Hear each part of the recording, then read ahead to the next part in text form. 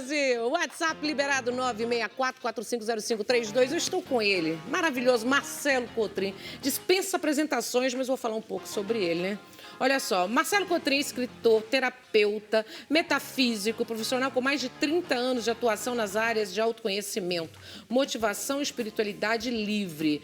Fundou e dirige o Espaço Entrevidas, um núcleo de desenvolvimento pessoal. Muitas pessoas confundem amor próprio, viu, gente? Olha só, com egoísmo. E a gente vai falar sobre esse assunto com ele, né? Que é um especialista no assunto para tirar nossas dúvidas. Tem dúvida, gente, sobre a pauta, sobre o assunto? Manda pergunta agora. Marcelo, seja bem-vindo. Muito obrigado. Bom ter você que sempre. Primeiro, eu te agradecer o carinho da minha amiga Nani aqui. Fico muito feliz. Aqui. Cada vez que eu venho, eu acho que gera uns bons insights aí nas pessoas, né? Para pensar. Para pensar, quando conversa né? com o Marcelo, a gente tem que parar, concentrar, pensar. É bacana, porque se a vida, se a gente não der essas pausas, a gente se repete anos, décadas, as pessoas, a inércia leva você para se repetir sempre. A gente vai repetir. Então, essa parada eu acho boa, né? Eu gosto aqui, ó. E nós vamos falar sobre amor próprio.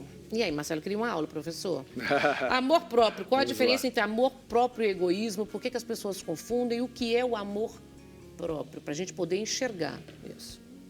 Então, as pessoas acham que o amor próprio, ele é simplesmente um sentimento. Não é. Existe uma mudança de comportamento para que você exerça amor próprio. A questão é que nós, desde crianças, somos ensinados qual é o nosso valor e a nossa importância pelos pais, pela família. E conforme não tenhamos bons modelos e exemplos do nosso valor e da nossa importância, vamos nos abandonando. E a falta do auto-amor acaba gerando uma série de desvios, de comportamentos de autoanulação, por exemplo, né? Comportamentos que se voltam ao autodesrespeito, à autoanulação. Mas nessa questão do egoísmo, é muito comum que as pessoas, quando começam a resgatar o auto-amor, sejam taxadas de egoístas, que é, inclusive, Nani, um comportamento da família, das pessoas ao redor, de medo de perder o controle sobre aquele indivíduo, que começa a recuperar seu auto-amor. Aí já vem um atrito, né? Exato. Não é? As pessoas começa a gerar. Gera atritos diversos, porque as pessoas elas têm o medo, eu falo sempre que causa duas coisas. O ciúme, que é o medo de perder a pessoa, que traz uma série de conveniências, de benefícios no núcleo familiar ou até entre amigos. E, por outro lado, uma inveja. Poxa, eu também queria ter coragem de cuidar de mim, de olhar para mim, de ter esse autocuidado que... Então, geralmente, quando a gente vem de uma família, eu falo que é uma egrégora, um núcleo, existe um inconsciente familiar. E é muito comum que a maioria ali, por exemplo, tenha um padrão de autoanulação.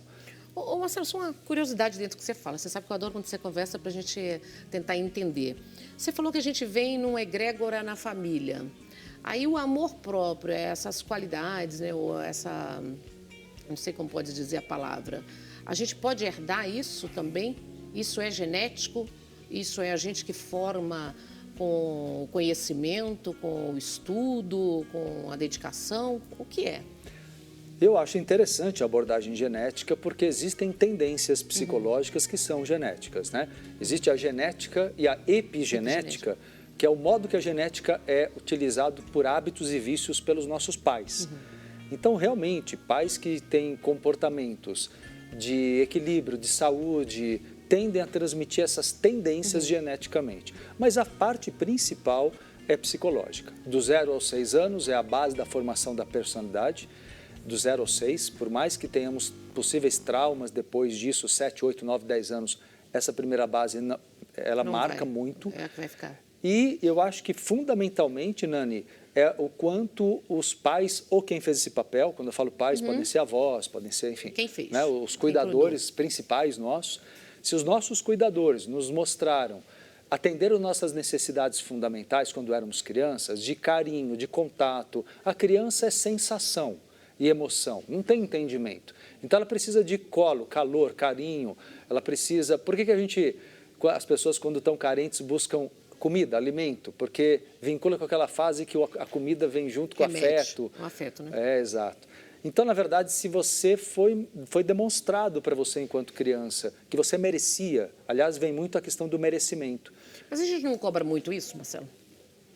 Se a gente Né? cobra... A gente cobra muito da gente mesmo. Tem muitas pessoas que entram num atrito com elas mesmas. Enquanto adulto, você diz? Enquanto adulto. Né? Se eu mereço, se eu não mereço. Eu acho que sim, mas eu acho que... por que isso comigo? As pessoas se vitimizam demais também. Eu vejo muito isso. Por que comigo? Porque isso pode interferir também? Eu acho que isso já é uma consequência, dos traumas da infância ou de condicionamentos. Tem duas formas pelas quais nós aprendemos as coisas. O modo que somos tratados e os modelos que tivemos de pais ou cuidadores. Qual que pega mais? Eu acho que o modelo pega mais. O modelo pega mais. As pessoas acham que é o modo de ser tratado, mas o modelo é uma coisa, é osmose, é inconsciente para inconsciente. Você acaba naturalmente, repetindo. O pai e a mãe, quem se assemelhar mais a você em personalidade, você acaba copiando. Isso é natural na criança. A criança aprende copiando. Então, ela absorve condutas. Então, por exemplo, se ela teve uma mãe que cuidava da família inteira, mas não pensava nela, não se cuidava, não tinha tempo para ela, não tinha vida própria, a criança que se assemelhar a essa mãe vai tender a mesma coisa, ou seja, falta de auto-amor total. O auto-amor ele é muito caracterizado, Nani, por autocuidado, por você dar para si, atender suas necessidades. Então, assim, o que é o auto-amor? Você olha para os teus sonhos e atende seus sonhos, você responde a tua essência que pede experiências no mundo. Se você faz isso, você está se amando, se você não faz, você não está. Colocando em termos concretos, porque senão fica meio vago, né? A ideia do auto-amor fica muito subjetiva. Então, você atende seus sonhos, você atende suas necessidades, em termos de saúde. Mas não é só isso, porque às vezes a pessoa cuida da saúde, mas é uma máquina cuidando de ganhar dinheiro, de família, de filhos, e de verdade ela não olha para si nas suas necessidades afetivas. E como você vê isso nos dias de hoje, Marcelo? Que eu vejo que está tudo muito diferente. Eu vejo que está tudo muito corrido, eu vejo muita depressão, muita ansiedade, muita síndrome. Poderia, sim, deve que existia no passado, mas hoje parece que está, e veio com essa pandemia, parece que resultou, assim, parece que colocou para fora tudo isso nas pessoas. E eu vejo muito desespero, muita dor, muito sofrimento mesmo. Eu acho que o mundo vem mudando. Está mudando muito. Está mudando. Acelerado. Mas eu vejo muito assim, Nani, eu acho que a questão de olhar para dentro é uma coisa positiva dos tempos de hoje. Bem ou mal, as pessoas não sabem ainda lidar com isso, mas eu acho que, comparado com 20, 30, 40 anos atrás, as pessoas não podiam olhar para si de verdade e pensar em ter prazer. Era obrigação, a vida era só obrigação. Eu acho que o condicionamento ainda existe, as pessoas ainda se voltam muito para o externo, mas já existe um movimento que olha para a criança, por exemplo, como no passado a criança era simplesmente um pequeno adulto ali, né? Sendo cuidada para ocupar um papel na família e na sociedade. Hoje não. Hoje a criança é vista, pelo menos pela psicologia, com maior importância sobre a sua índole, suas necessidades, seus dons, sua essência, ou como eu falo muito, a sua missão. Eu acho que todos nós temos uma missão nata. E como descobrir qual é a missão? Autoconhecimento profundo. É esse olhar para o que te dá prazer, o que te encanta na vida. Eu acho que as pessoas, a maioria não cumpre a própria missão. Eu acho que a tua missão, na psicologia, vou comparar psicologia e espiritualidade, tá? Na psicologia, existe um termo que é individuação, é a autorrealização plena. Nós caminhamos para isso. Todo ser humano caminha para a individuação. Mas a maioria não trabalha-se em termos de autoconhecimento para valer. E na espiritualidade, chamamos isso de ascensão. Na verdade, são conceitos parecidos. Significa você pegar teus dons, teus talentos de alma e manifestar. O problema volta-se à infância. É tudo muito podado. Você é podada na sua criatividade, você é podada quando você quer realizar alguma coisa que te dá prazer na vida, a preocupação da família, dos pais. Se aquilo dá dinheiro, se aquilo vai te dar segurança. Então o mundo ainda... outro olhar, já cai no olhar financeiro, no olhar material. A busca da segurança. Seja pelo viés financeiro ou familiar, né, o mundo ainda briga muito nesse sentido. Ô, Marcelo, como a gente consegue, como no geral, eu pergunto por mim e por todos, como que a gente consegue fazer um exercício, esse trabalho, para ter o amor próprio? Porque a gente vê que tem muita gente que precisa resgatar, tem muita gente que não tem. Sem dúvida. É um exercício em vários aspectos, né? Eu acho que vamos colocar 4. Eu costumo separar os 4 corpos, físico, energético, emocional e mental. Então presta atenção, fisicamente você se dá prazer, você se dá cuidados com a sua saúde, no sentido de ter uma atividade física que você goste, esportiva, você convive socialmente com as pessoas. Eu acho que existem vários setores na vida e todos têm que ser atendidos. Você se ama na prática quando você efetivamente separa tempo, espaço de tempo para você, e aí vem aquele ponto, sem se sentir egoísta, porque as pessoas vão te colocar como egoísta muitas vezes.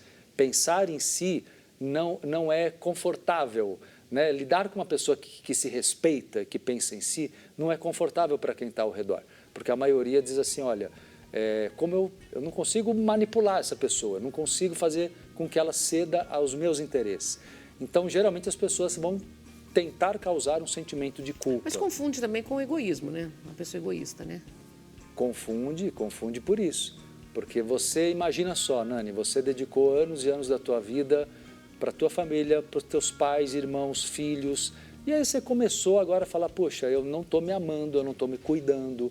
Como eu falei da saúde, mas cuidar das questões emocionais tuas, cuidar, sabe, de ter o seu tempo espiritual, de meditar, da maneira que cada um acha que é importante viver sua espiritualidade. Isso é auto-amor, só que o auto-amor exige o mesmo cuidado, eu costumo dizer, que você tem com um filho pequeno de colo, tenha por você. Eu acho que longe disso as pessoas, a maioria não faz isso por si. Mas a maioria das pessoas também esquece delas mesmas, né? Quando tem família. Exato, exato.